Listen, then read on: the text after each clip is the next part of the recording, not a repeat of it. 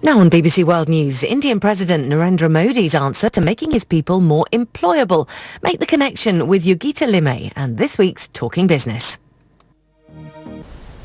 Hello, I'm Yogita Limay in Mumbai, the economic capital of India, a country with a conundrum. Every month, 1 million people come onto the jobs market here, but employers complain they can't find people with the skills they need. So what's going wrong and what can be done about it?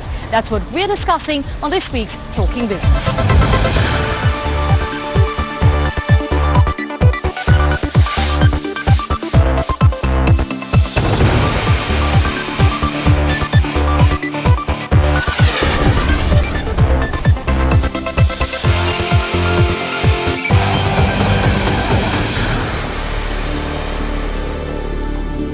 A couple of months ago, India's Prime Minister Narendra Modi launched an initiative called Skill India with one clear ambition: to make hundreds of millions of Indians more employable. It's an enormous problem. It's estimated that fewer than 5% of India's 487 million workforce have received formal skills training. In other industrialized countries, that figure is closer to 60%. And youth unemployment in India is high at 12.9%. In the program's first year, the government hopes to provide skills to 2.4 million young people. In the longer term, the Skill India mission aims to equip at least 300 million Indians with practical skills by 2022. In fact, the problem is so bad that one industry boss recently said India doesn't have an unemployment problem, it has an unemployability problem. Well, to discuss some of those issues, we're here at the NMIMS University that has courses ranging from engineering, architecture, business management, to name a few. And a little later, we'll be talking to some students. But before that, let's meet our panel. Vandan Shah, who's the Managing Director of Cipra Engineers, Purvi Sheth, Chief Executive of HR consultancy firm Shilputsi, and Ninad Karpe, who's the Chief Executive of IT training firm Aptech. Thanks very much for being with us. I'm going to start with you. Do you agree with that? Does India have an unemployability problem? And how bad is it? Well, India does have an unemployability problem. I think there's a lot of people like us who want to hire workers and staff, and we don't have the right candidates. Is that, when you have sort of companies coming to you looking for the right people, is it very often that you find this massive mismatch because people who are graduating out of colleges really don't fit in to the job profiles that companies have? Yes and no. I think to a large extent there are company expectations which are very specific, and then there is talent which is also very specific, and the twain doesn't always meet.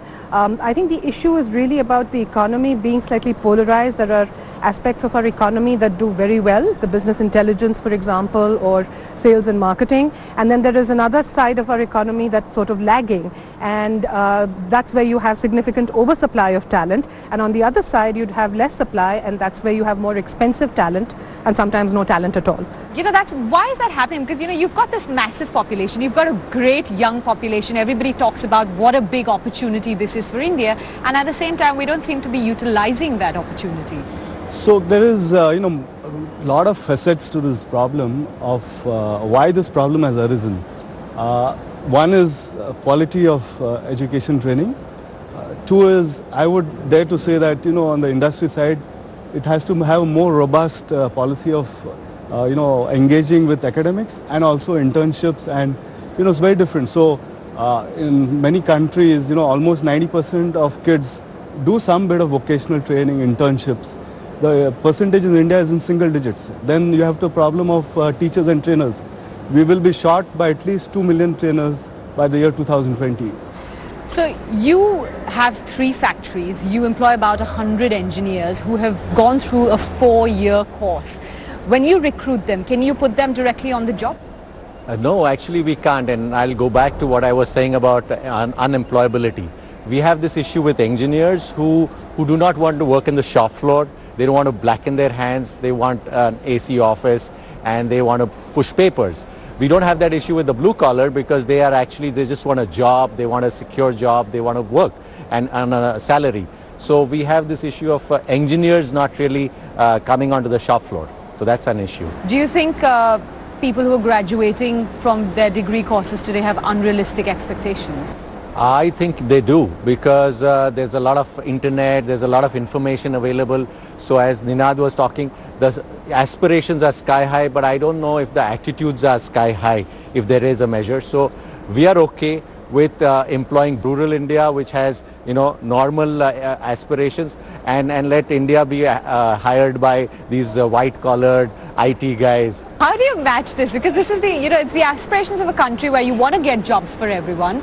But then, there is the aspirations of the young generation, which they don't seem to match. No, I think if as corporates, if we're not able to match aspirations, we'll be failing in our duty and we'll not get the best of talent. So today, the best of talent wants to do a startup, the best of talent wants to join in the new age economy. That is the aspiration. So if you're not in that space, the other companies have to create an environment which somehow matches, or at least closes the gap between the aspiration and the reality. Is industry doing enough to solve this? Because, yes, of course, the government has a role and must play a role. But at the end of the day, private industry also needs to get involved. Is it doing enough at the moment? Now I'll say yes and no. The large corporations are actually growing, and it's a jobless growth. A motorcycle manufacturer can increase their production 3 times and not have any net new employment. Why? Because of outsourcing and automation inside, because there are very smart kids doing that for them. Now it's the small medium industries which actually have to take on the slack, and the way they do it is we people have contract laborers. That means we do not have any commitment to their job skills, etc. So we are not able to train them, and we just use them as laborers, as hands. So I don't think we are doing enough. But that's the chain that's got developed. I want to give an example of the armed services in India. They do a great job by taking fresh graduates. They have a well-oiled machine of a lot of investment of time and money in this people who get inducted in the armed forces. That's of course an extreme. I don't think industry will be able to kind of dedicate that much time, but that's really a fantastic example of how an organization has to have commitment to really take a kid and make her or himself, ready for the job.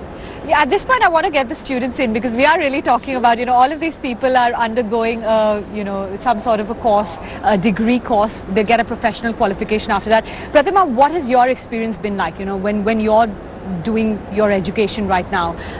Do you feel that there's a mismatch with what you're probably going to go out and do in the industry later? What I would say is that there's not exactly a mismatch, but I'd say it's too focused. So, we're always in a pharmacy course. I'm doing a pharmacy plus MBA.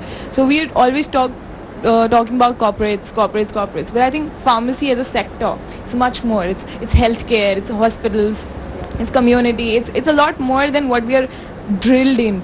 Vatsal, you're doing a management degree in, I think it's technical management. Do you find enough sort of industry interaction in the course that you're doing right now? I personally did my civil engineering, and here in civil engineering in Indian industry, a lot of students do not have the initiatives and the attitude to go out in the industry and do internships wherein they can get a hands-on experience about what is happening at the ground levels. That is what we should look for. Do we need a radical change in the education system itself? Yeah, I think, the education system works fairly well. I think what we don't have is the diversity that's needed in the education system. We don't have enough liberal arts colleges. We also are very excited by the fact that we have all 80% of our young population wanting to be engineers. That is a nice thing on the one hand. Is that a great thing on the other, where you have so many other industries and sectors that are booming now, and India is a very, very diverse country and economy in that sense. So can we have more diversity and multiplicity in what we're teaching our children? That's, I think, a bigger question. Companies see value in that, sort of saying, let's open it up for interns, because actually it could be a future potential employee. So it is changing rapidly, quite rapidly, much more rapidly than I thought. 5 years back, the way we looked at interns were, bring me a coffee, lick some stamps. But that's changed a lot. Now, in fact, I tell, and it's in a lot of companies, you look at interns for the best new ideas. So there are examples of top industrialists who've got the brilliant idea from an intern. They have as much access to information as I have. So it's not as if I'm taking a decision based on information which they don't have access to me, I don't have access. So actually even in my office, we do take interns because you think they will come up with some bright idea which you have not thought of. Do you take interns at your factory? Is that something that you would consider? We do take some, but not enough. We are a SME, which is a small medium enterprise.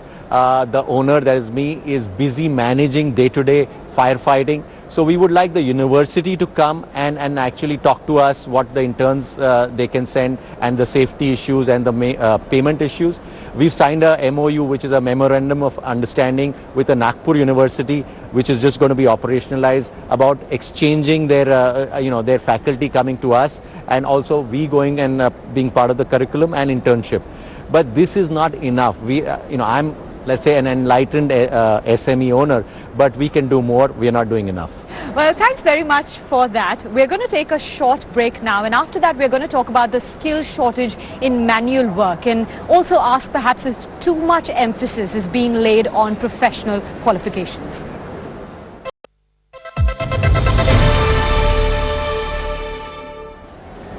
Welcome back to the program. I'm Yogita Limai and we're at the NMIMS University here in Mumbai. Now, studying at colleges like this one is not something everybody can or perhaps wants to do. And a lot of India's development will depend on manual or blue-collar work. So we've been to meet some of the people who are looking for exactly that kind of work and asking them what struggles they've been facing.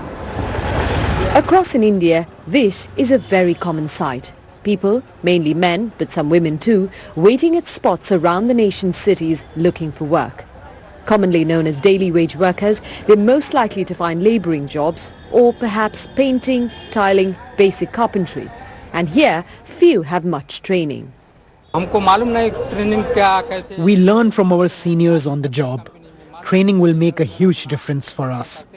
We were never made aware of getting trained in what we do. We have just never met anyone who would advise us on learning.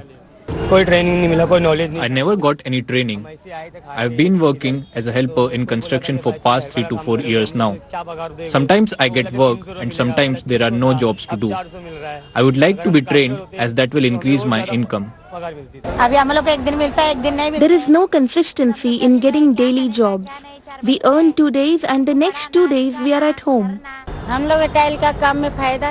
I earn from setting ceramic tiles in building constructions, and sometimes I do cleaning jobs too. We can earn only from such jobs. On days when we have work, we earn in cash, and when we don't get work, we just return home. We've heard some voices from the streets of Mumbai there.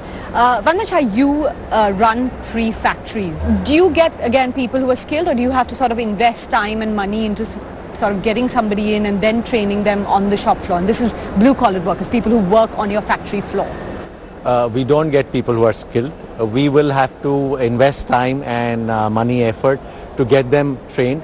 And we do that quite well. We have what is called a mentor who takes a trainee or a fresh graduate, fresh worker who's probably never been to a factory before. He's come from an agricultural background. He wants a job. He wants to stick to that job. He wants to have a permanent job. So we are okay with that. We wish he had some skills, but we don't get them. An important question I want to raise here is what is actually sort of the pay scale difference between somebody, say, who's a fresh graduated engineer and perhaps somebody who's done a more sort of a vocational training course and is then working on a factory shop floor or doing something which is manual work but requires proper skills? So in art, we are in a tier 2 city, Nasik. A fresh graduate engineer we would pay about $200, a bit less, and a worker we would pay about $150. So there's not too much of a difference if you take 20%, but that's big enough for them. The chances of increment for a worker would be as per the wage agreements, or a casual worker wouldn't even be part of the wage agreement unionized, while an engineer could rise depending on their performance pretty soon or just stay middling and look for a new job. So where does the problem exactly lie? Is it that there are too few training schools and that's why factories like yours actually find it difficult to find people to work there?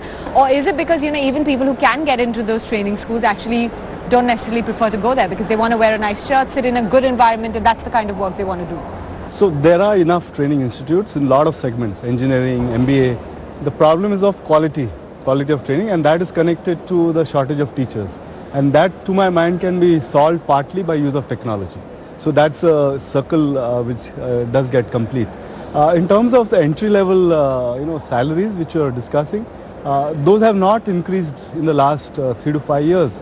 It's maybe due to cost pressure in industry, because there are so many people chasing few jobs. I'll give you just one simple statistic. Around 2 months back, Haryana government, which is state government, advertised for 647 openings of a runner, which is basically, guy just picking up documents here and there. And 1.2 million people applied for that government job. Now, why is that? Because, actually it's quite aspirational to be in part of the government for those people. Do you think there's a sort of a severe lack of training schools? Because, I mean, the statistics are quite poor. There are apparently enough training schools to train only 1.3 million people and a year, and we're talking about 12 or 13 million people joining the workforce every year. So that's a tenth of what it should be.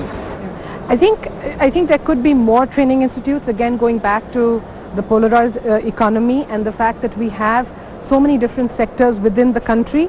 I think there could be more training institutes in certain sectors. We have a lot of, like he said, we do have a lot of MBA schools, we do have a lot of engineering colleges, but there are other things as well. Today, the number of, let's say, design schools that we have in India, for example, if you go not to the blue collar, but you have a lot of gaps in those areas, and I think programs, for example, that we talked about earlier was the Skill India program, where you have a skills university that is going anywhere from a beautician to a plumber for the grey collar worker. I think that is an excellent platform to build out skills and build out training, and then you distribute it in the remotest areas of the country where jobs are of different kinds and you don't have the right training in those areas.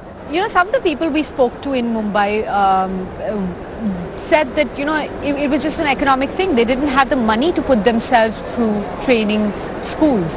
How do we solve that problem? Because there are clearly a lot of people who want these jobs, and, at the same time, there are factories that aren't able to find the right people for them. So financing, even let's say $200 vocational education sometimes is not possible. And India is pretty much a laggard in terms of education finance.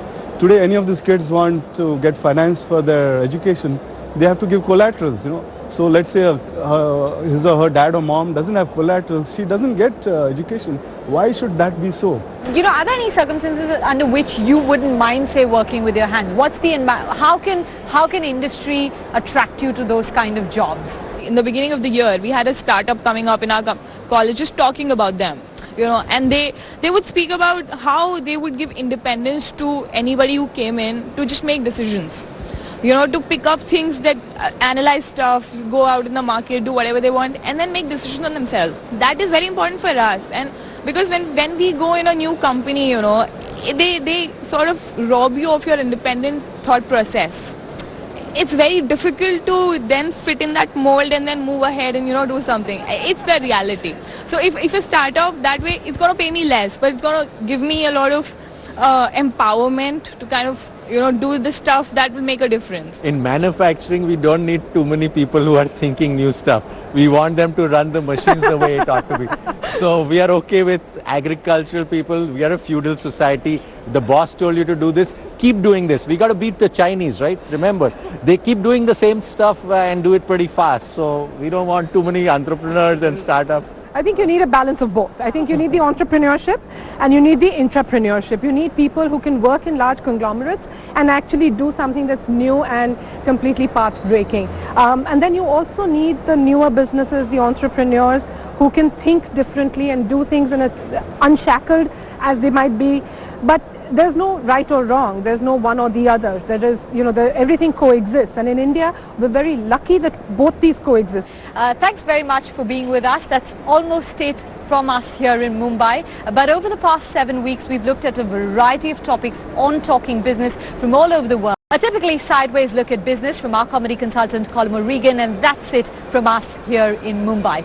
Talking Business is taking a break now, but we'll be back with you right at the start of the new year. So from me, Yogita Limai, and from the Talking Business team around the world, thanks for watching. Bye-bye. And don't miss Dan Snow travelling through India in the footsteps of the groundbreaking East India Company, this time next week here on BBC World News.